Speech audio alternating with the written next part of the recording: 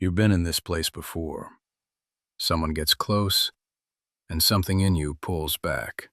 Not because you don't want them, because you want them too much, and that terrifies you. Then they step back, and the panic starts. You text, you check, you replay every message looking for the thing you might have missed. You need to fix it. You need them close again, right now.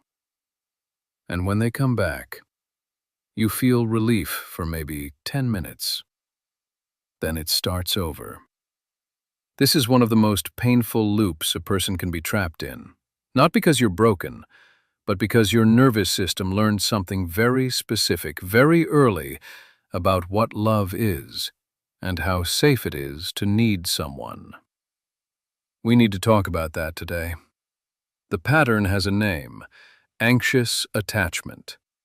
But that name doesn't fully capture what it feels like from inside. From inside, it feels like being two people at once. One person who desperately wants intimacy, connection, to be truly known by someone. And another person who, the moment that intimacy becomes real, starts looking for the exit. Not by leaving, by testing, by fighting, by creating distance in ways they can't quite explain, even to themselves. The result is a cycle. Get close, something activates, create distance, panic about the distance, pull them back, feel briefly safe, get close again, panic. And the relationship, if it survives, develops a shape, intensity and withdrawal, highs that are very high, lows that are devastating, a rhythm that feels like passion but is really something else entirely. Where does this come from? The research is consistent. It points to one source: inconsistent caregiving in early childhood. Not necessarily neglect, not necessarily anything dramatic. Sometimes it's something much harder to see. A parent who was sometimes warm, present, attuned, and sometimes distant, preoccupied, emotionally unavailable. Not because they were cruel, because they were human. Tired, depressed, carrying their own unresolved things. But to a child who depends on that parent for everything, inconsistency reads as threat. A child's nervous system is built to answer one question at all times: is the person I need available to me right now? When the answer is sometimes yes and sometimes no, with no clear pattern, the child doesn't learn they're sometimes busy. The child learns, I have to work for it. I have to stay alert. If I relax, I might miss the window. Hypervigilance becomes the strategy. Monitoring becomes the habit. Love becomes something that has to be earned, maintained, constantly checked. That child grows up. The parent is no longer the object of attachment, but the nervous system doesn't know that. It carries the same map into every close relationship it encounters. And so the adult with anxious attachment experiences closeness the way that child experienced it, as something that can disappear without warning. That requires effort to maintain. That is never fully safe. Here's what makes this particularly painful. The anxiously attached person doesn't just want connection, they crave it at a level that feels almost physical. Loneliness is unbearable. The possibility of being truly seen, truly loved, it's the most compelling thing in their world. And yet, the moment that level of connection becomes real, something activates, an alarm, a familiar dread.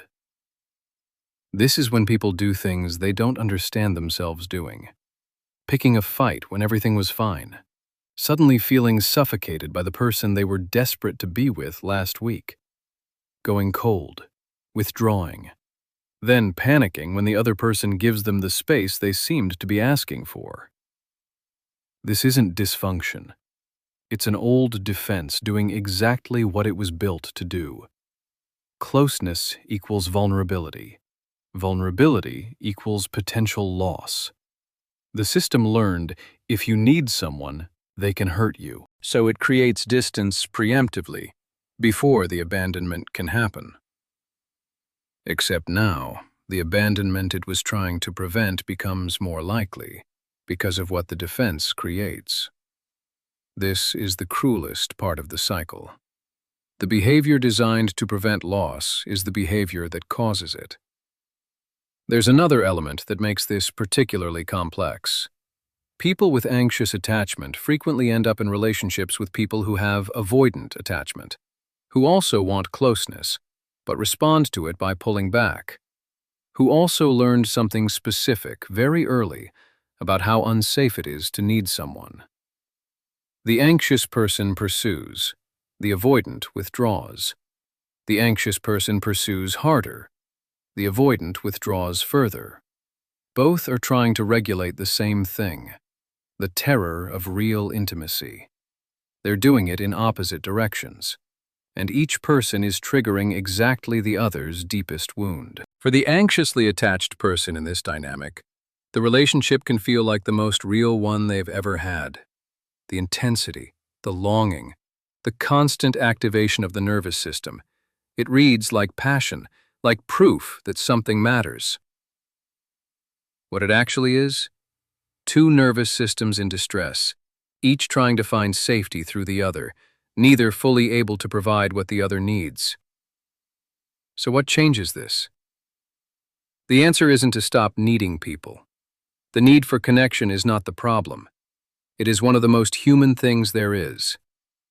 You are not too much. Your need is not the pathology.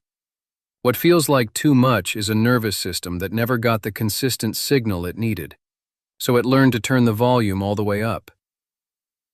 What changes is the nervous system's relationship to closeness itself. Researchers call this earned secure attachment, the process of learning through experience that closeness does not mean danger, that someone can stay, that you can need someone without losing yourself in that need. This happens through relationships, not through understanding alone. The nervous system changes through lived experience, not just insight. It happens through noticing the moment the alarm activates and staying instead of fleeing or fighting, feeling the panic and not acting on it immediately. It happens through being able to say what's actually happening. I'm feeling afraid right now and I don't know why. Instead of the behaviors that create the distance you're afraid of. It happens through relationships where the other person is actually consistent, where they show up, where proximity is safe enough, often enough, that the system begins to update its map. And sometimes it happens in therapy, with a therapist who is present, boundaried, reliable, where the relationship itself becomes the experience the nervous system needed, showing it, slowly, what safe closeness actually feels like. None of this is fast. The pattern was built over years. It changes over years. But it changes. That's the thing that matters. If you recognize yourself in this, in the cycle, in the two-person feeling, in wanting someone desperately and then not being able to tolerate having them, you are not broken. You are someone whose nervous system learns something very specific in specific circumstances. And nervous systems can learn new things. Not forget the old ones, but add something else alongside them. A different experience of what closeness can feel like. One where someone gets close, and something in you doesn't have to run. One where you can be reached. And that is not too much to want. That was never too much to want. If something in this video felt like it was written about you, subscribe and leave a like. That helps more people who are caught in this cycle